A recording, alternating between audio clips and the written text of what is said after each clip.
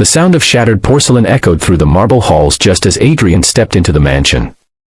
He had returned a week earlier than planned, exhausted from a long overseas business trip, carrying nothing but the hope of surprising the woman he loved. But the moment he crossed the threshold, he froze. In the center of the grand living room stood his pregnant wife, Elena, her trembling hands wrapped protectively around her swollen belly, her eyes full of tears she was trying desperately not to let fall. Facing her was his mother, Veronica, elegant as always in silk and diamonds, but with cruelty burning in her eyes as she pointed toward the front door like Elena was nothing more than an unwanted servant. A half-packed suitcase lay at Elena's feet, clothes spilling across the polished floor. And in that moment, Adrian realized the home he had promised would be a safe haven for his wife had quietly become her prison.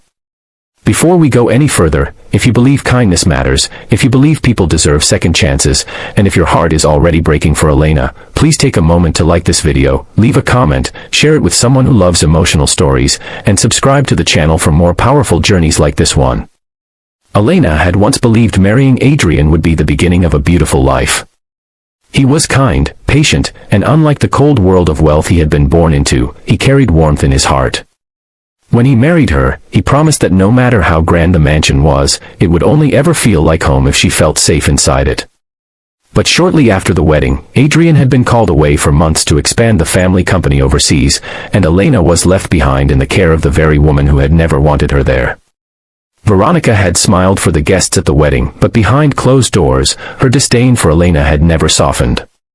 In Veronica's eyes, Elena was too simple, too quiet, too ordinary for the son she had spent her life grooming to inherit everything. And when Elena became pregnant, instead of seeing the child as a blessing, Veronica saw it as a chain tying her son forever to a woman she had never accepted. At first, the cruelty came in whispers and small humiliations. Veronica criticized the way Elena dressed, the way she ate, the way she arranged flowers in the dining room. She would invite wealthy friends over for tea and make Elena serve them like staff, introducing her not as Adrian's wife but as the girl Adrian insisted on bringing into the family. Elena endured it all in silence, telling herself that Adrian was working hard for their future and that she could survive a few cruel words if it meant protecting his peace of mind. But as her pregnancy advanced and her body grew heavier, Veronica's treatment grew harsher. Meals were withheld if Elena refused to attend long social dinners. Doctor appointments were dismissed as dramatic excuses. One rainy evening, when Elena became dizzy on the staircase, Veronica accused her of pretending for attention instead of calling for help. The house was full of servants, chandeliers, priceless art, and endless luxury, but Elena had never felt more alone. The only thing that kept her going was the child growing inside her. At night, when the mansion fell quiet and moonlight stretched across the nursery she had secretly begun preparing, Elena would rest a hand on her stomach and whisper promises to her unborn baby. She promised that no matter how cruel the world felt now, she would keep fighting. She promised her child would know love, even if she herself was starving for it. And in those private moments, she held onto the memory of Adrian's voice, the gentleness in his eyes, the way he had kissed her forehead before leaving and told her to call him if she ever needed anything. But Elena never called. She knew Adrian was carrying the weight of his father's failing business empire, and she couldn't bear to become another burden on shoulders already bent by responsibility. Then came the day everything collapsed. Veronica had discovered the nursery Elena had been preparing in one of the unused East Wing rooms. It wasn't lavish, just a simple crib, a few folded baby clothes, and a hand-painted moon on the wall Elena had made herself. To Elena, it was hope. To Veronica, it was defiance. She tore through the room in fury, ordering servants to remove everything. She called the nursery pathetic and said no grandchild of hers would be raised by a woman who didn't belong in the family. When Elena begged her to stop, Veronica accused her of trapping Adrian with the baby and declared that before Adrian returned, Elena would be gone. That was why the suitcase now sat by the door. That was why Elena stood there, pale and shaking, while Veronica tried to throw her out of the house she had every right to call home. Adrian had heard enough before he stepped fully into the room. His voice cut through the air like thunder, stopping everyone in place. The silence that followed was so heavy it seemed to swallow the entire mansion.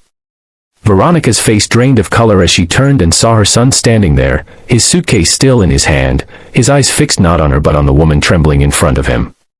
Adrian rushed to Elena first. He dropped to his knees before her, gently gathering the clothes that had spilled onto the floor, then rose and wrapped his arms around her as though trying to shield her from every cruel moment she had endured in his absence. Elena broke then, the tears she had held back for months spilling freely against his chest. For the first time since he left, she allowed herself to feel how exhausted, humiliated, and frightened she had truly been. What hurt Adrian most was not just what he had seen, but what he had failed to see. As Elena trembled in his arms, he noticed how much thinner she had become, the shadows beneath her eyes, the way she flinched at sudden movement. This was not the radiant woman he had kissed goodbye. This was someone who had been surviving, not living. And in that moment, Adrian understood that while he had been building a future for his family, he had left his wife alone in the hands of someone determined to break her. He turned to his mother with a calmness far more terrifying than anger and told her that if she could treat the mother of his child with such cruelty, then she had no place in the life he was trying to build. Veronica tried to defend herself. She spoke of standards, reputation, family legacy, all the things she had valued more than compassion. But Adrian saw through every excuse. He told her that legacy meant nothing if it was built on humiliation, and that wealth was worthless if it stripped a person of their humanity. That night, for the first time in his life, Adrian chose love over obedience. He arranged for Veronica to move to the family's country estate, far from Elena and far from the child she had tried to reject before it was even born. The servants who had watched Elena suffer in silence lowered their heads in shame, and the mansion that had once echoed with Veronica's cold authority finally fell still. The weeks that followed were not magically easy, but they were honest. Adrian cancelled meetings, delegated work, and stayed home to care for Elena. He attended every doctor's appointment, cooked with her in the kitchen when she could finally eat in peace, and spent evenings repainting the nursery exactly the way she had imagined it. Slowly, the fear in Elena's eyes began to soften. She smiled more. She laughed again. She let herself believe that perhaps the mansion could become a home after all, not because of its size or beauty, but because the person beside her was finally fully present.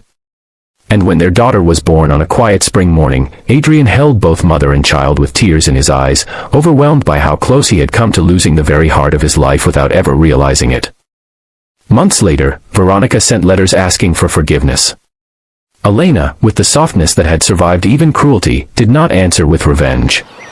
She asked Adrian only for time. She wanted their daughter to grow up in a home where kindness was stronger than bitterness, but she also knew that healing did not mean pretending the wounds never happened. So they took things slowly. Boundaries were set. Respect was no longer negotiable. And in that choice, Elena found something even greater than acceptance. She found her own voice. If this story is touching your heart so far, take a second to write in the comments, "Kindness will always win." I'd truly love to see it. Years later, when their little girl ran laughing through the same marble halls that had once witnessed so much pain, Elena would sometimes pause and watch her with tears in her eyes. Not tears of sorrow this time, but gratitude. She had learned that love is not proven in promises spoken during beautiful moments. It is proven in the choices people make when the truth is ugly, when standing up costs them comfort, when protecting someone means disappointing the very people who raised them. Adrian had failed her once by not seeing her pain, but he redeemed himself by refusing to look away when it mattered most. And Elena, who had once stood alone with a suitcase at her feet, became the quiet strength that transformed a broken house into a family. If this story moved you, if it reminded you that love should protect and never humiliate, please like this video, leave a comment, and share it with someone who needs to hear this message. And if you want more emotional, heart-touching stories like this, don't forget to subscribe to the channel. Sometimes the bravest thing a person can do is stand up for the one who has been suffering in silence, and sometimes, that single act of courage changes everything.